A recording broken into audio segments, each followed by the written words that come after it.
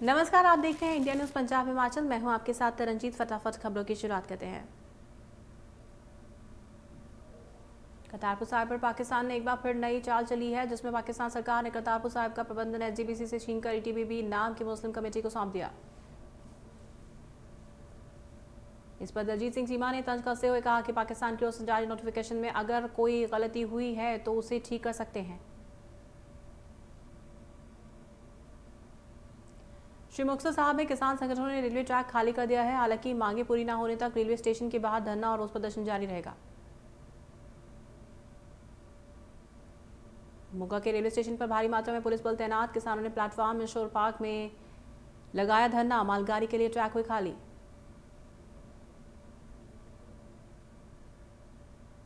गुरुवार को बठिंडा में डेयरी यूनियन ने किसानों का समर्थन किया और कहा कि जब तक केंद्र सरकार कृषि कानून को वापस नहीं लेती तब तक धरना जारी रहेगा।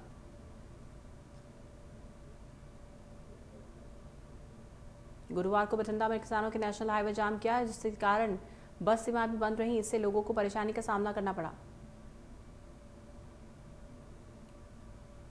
श्री फतेहगढ़ साहब में किसान जथेबंदियों ने 2 स्थानों पर धरना प्रदर्शन किया। केंद्र सरकार के खिलाफ नारेबाजी की। किसान जथेबंदियों ने केंद्र को अल्टीमेटम देते हुए कहा कि 27 नवंबर को देश के किसान दिल्ली में मोदी सरकार के खिलाफ प्रदर्शन करेंगे। पटियाला में धरनों का सिलसिला जारी। इसी कड़ी में बेरोजगार ठेका मुलाजिम बिजली बोर्ड की तरफ से दूसरे दिन भी बिजली बोर्ड गेट पर प्रदर्शन जारी। वहीं मीडिया से प्रदर्शनकारियों ने कहा कि जब तक हमारी मांगें पूरी नहीं होती संघर्ष जारी रहेगा।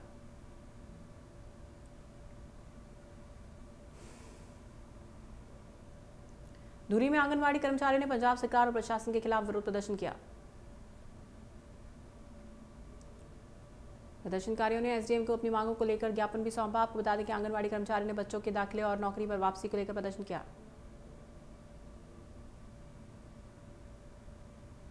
सैटेलाइट की मदद से पता चला है कि संगरूर के बहादुरपुर गांव में पराली को आग लगाई गई है, जिसके बाद पटवारी मौके पर पहुंचे और कीर्ति किसान यूनियन की तरफ से पटवारी को बंदी बना लिया गया।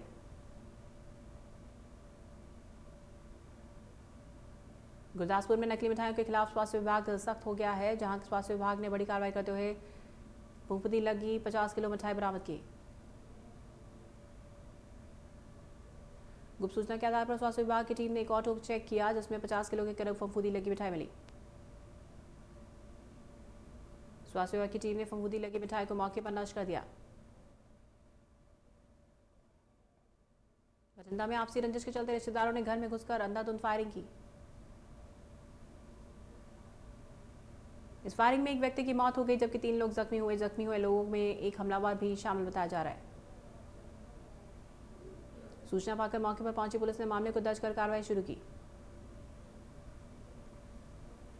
हाल ही में पंजाब के मिकीबिन के नजदीक हुआ बड़ा एक्सीडेंट हादसा। वहीं हादसे के दौरान मशहूर सिंगर सुजीत भुल्लर के भाई और एएसआई बख्शीश सिंह की मौत। शिरोमणि अकाली दल ने मिर्जा सिंह वलटोहा के अच्छे प्रदर्शन को देखते हुए तरनतारन का अध्यक्ष चुना। मिर्जा सिंह अकाली दल का आभार जताया और कहा कि वो अपनी जिम्मेदारी में खरे उतरने के लिए हर संभव कोशिश करेंगे। स्वच्छ भारत अभियान के तहत लहरागागा में चंडीगढ़ से 4 मेंबर कमेटी पहुंची। स्वच्छ भारत अभियान के तहत लहरागागा में सफाई के लिए जरूरी कदमों को उठाया गया और साथ ही गंदगी होने के कारणों को नोट किया।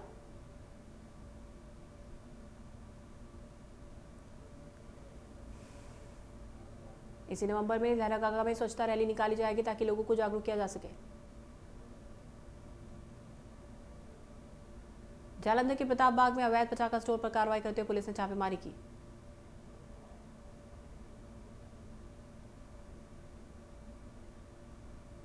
पुलिस के मुताबिक यहां अवैध रूप से पटाखों को जमा किया गया था। जिला प्रशासन की ओर से शहर में वल्टन पार्क के अलावा पटाखे की बिक्री पर रोक लगाई गई।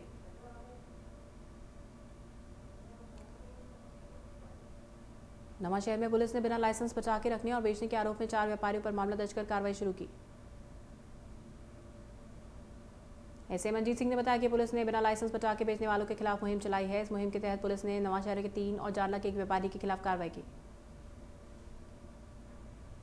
इन व्यापारियों ने बिना लाइसेंस पटाखों का स्टॉक रखा हुआ था। कार्रवाई के दौरान करीब 10 लाख रुपए के पटाखे जब्त हुए। पुलिस ने व्यापारी नीरज आकाश पंकज और जारला के व्यापारी अरुण कुमार के खिलाफ मामला दर्ज किया।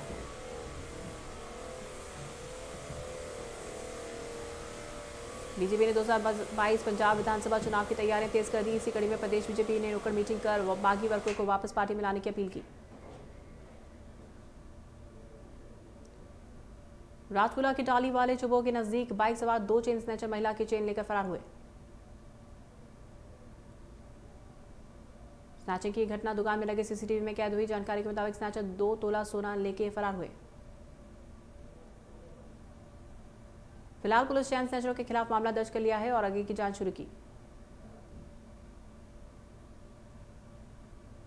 जालंधर की दान चनंदा बस्ती में देर रात एक फैक्ट्री में अचानक आग लगी। फैक्ट्री में रखा सारा सामान जलकर खाक।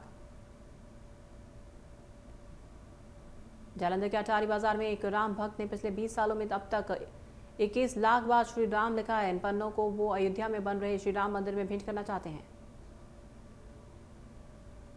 जालंधर के अटारी बाजार में एक राम भक्त पिछले 20 सालों में अब तक 72 लाख बार श्री राम लिख चुके हैं और हर वक्त खाली समय में वो श्री राम लिखते दिखाई देते हैं।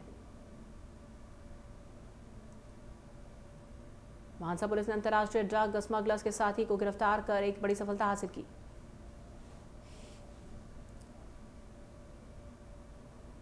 पुलिस से मिली जानकारी के मुताबिक इनके पास से एक पिस्टल, एक राइफल, 31 जिंदा कारतूस बरामद किए और 12 बोर की बंदूक के साथ जाली पासपोर्ट और आधार कार्ड भी बरामद। पुलिस ने इनके खिलाफ कई धाराओं के तहत मामला दर्ज कर कार्रवाई शुरू की।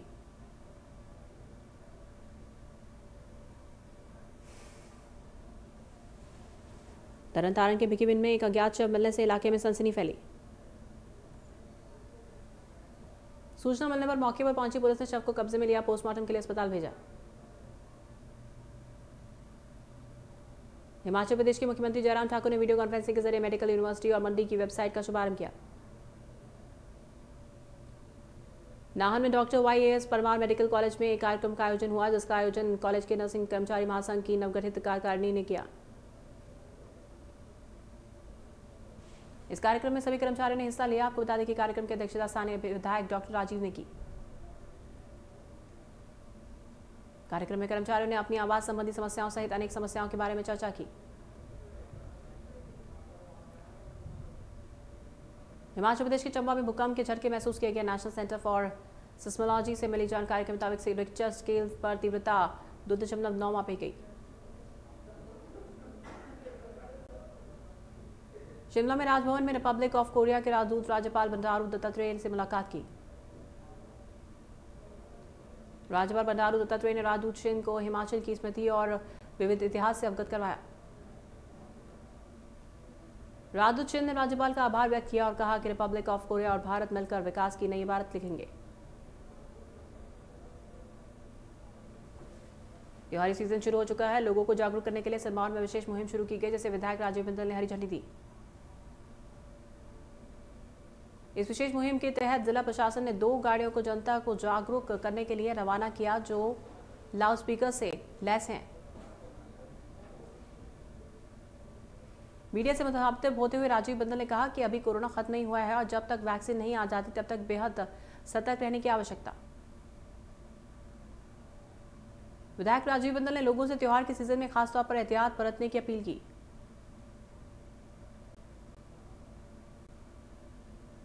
शिमला जिला समन्वय और निगरानी समिति की बैठक बचत भवन में सांसद सुरेश कश्यप की अध्यक्षता में हुई। इस बैठक में केंद्र सरकार द्वारा चलाई जा रही 41 योजनाओं को धरातल पर उतारने को लेकर विभागों के साथ चर्चा हुई। इस दौरान सांसद सुरेश कश्यप ने अधिकारियों को आगामी बर्फबारी के मौसम को ध्यान में रखते हुए बिजली, पानी और सड़कों को दुरुस्त करने के निर्देश दिए, ताकि लोगों को दिक्कतें न हों। कांग्रेस ने रोहतांग टनल में शिलान्यास पट्टिका नहीं लगाने के विरोध में कुल्लू में प्रदेश अध्यक्ष कुलदीप राठौर की अगुवाई में प्रदर्शन किया।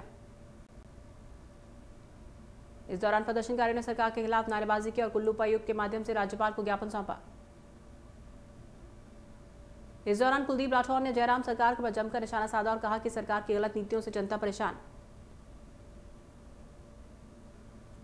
कुलदीप राठौर ने रोहतांग टनल में जल्द पट्टिका नहीं लगाने पर सरकार को प्रदेश भर आंदोलन करने का अल्टीमेटम दिया।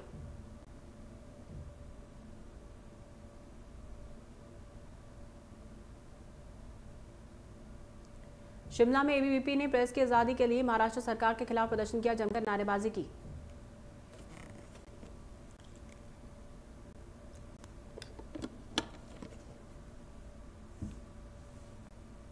हिमाचल के कुछ इलाकों में कोरोना के बढ़ते मामले को देखकर स्वास्थ्य मंत्री डॉक्टर राजीव ने चिंता जाहिर की और जागरूकता अभियान शुरू करने की बात की।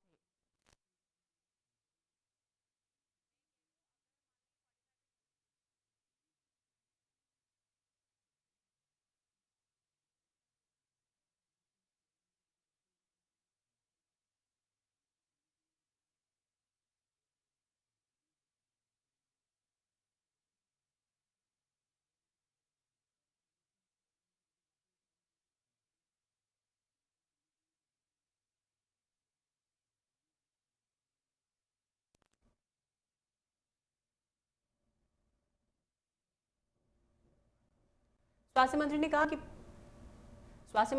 प्रदेश के कुछ इलाकों से ऐसा फीडबैक मिल रहा है जहां लोग कोविड को लेकर सजग नहीं हैं। डॉक्टर राजीव ने कहा कि सरकार ने प्रदेश में टेस्टिंग की संख्या बढ़ा दी है, जिससे ज्यादा संक्रमितों का पता लगाकर उनको स्वास्थ्य सुविधाएं दी जाएगी।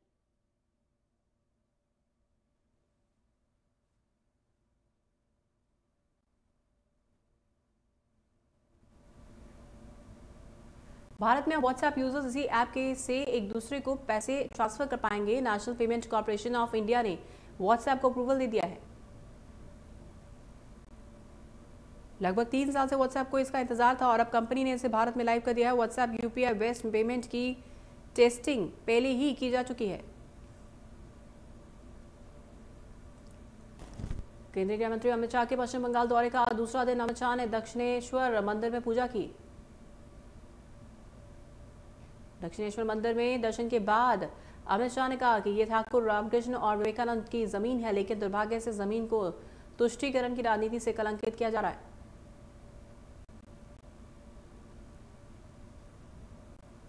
दिल्ली एनसीआर में प्रदूषण की घनी चादर छा गई। प्रदूषण ने इतना बुरा हाल कर दिया है कि हर ओर धुंध ही धुंध दिखाई दे रही है।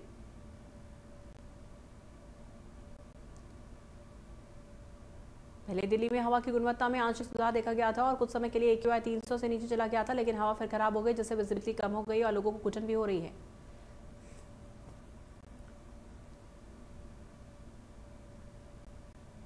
मौसम वैज्ञानिकों और डॉक्टरों ने आगाह किया है कि आने वाले दिनों में प्रदूषण और बढ़ सकता है। हवाओं की मंद गति और कम तापमान की वजह से प्रदूषण फैलाने वाले तत्व सतह के करीब जमा हो जाते हैं, लेकिन हवा की गति तेज होने से इनके बिखरने में मदद मिलती है।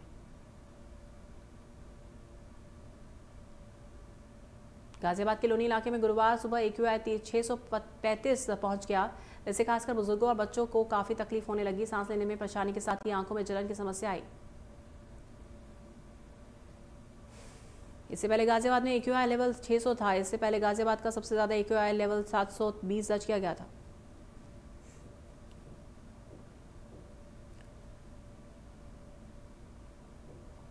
दुनिया में कोरोना के 4 करोड़ से ज्यादा मामले, 12 लाख से ज्यादा मरीजों की मौत, 1 करोड़ से ज्यादा रिकवर। अमेरिका में 99 लाख से ज्यादा संक्रमित केस, 2,40,000 से ज्यादा की मौत, 33 लाख एक्टिव केस। देश में 47,000 से ज्यादा केस, 5 लाख से ज्यादा एक्टिव केस, एक दिन में 54,000 से ज्यादा रिकवर। देश में कुल 84 लाख से ज्यादा केस, 77 लाख से ज्यादा रिकवर, कुल 1 लाख से ज्यादा की मौत। महाराष्ट्र में कोरोना की रफ्तार पर लगा ब्रेक, एक दिन में करीब 5,000 से ज्यादा केस सामने आए।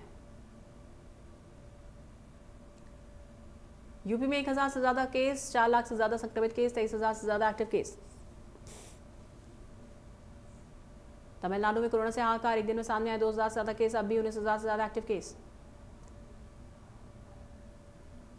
राजस्थान में कोरोना के 16,000 से ज्यादा एक्टिव केस, एक दिन में 1,810 नए केस, मरीजों का आंकड़ा 2 लाख के पार। आंध्र प्रदेश में एक दिन में सामने आए 2,000 से ज्यादा केस, मरीजों का आंकड़ा 8 लाख के पार। राजधानी दिल्ली में रिकॉर्ड 6,715 नए केस, 4 लाख से ज्यादा संक्रमित केस, 38,000 से ज्यादा एक्टिव केस। हरियाणा में कोरोना के 2,000 से ज्यादा केस, 1,507 लोग ठीक हुए। पंजाब में कोरोना के मामले लगातार बढ़ रहे हैं, पिछले 24 घंटों में 521 नए मामले। पंजाब में कोरोना संक्रमितों की संख्या 1,35,000 के पार और 1,26,000 से ज्यादा रिकवर। पंजाब में कोरोना के 4,621 से ज्यादा एक्टिव केस।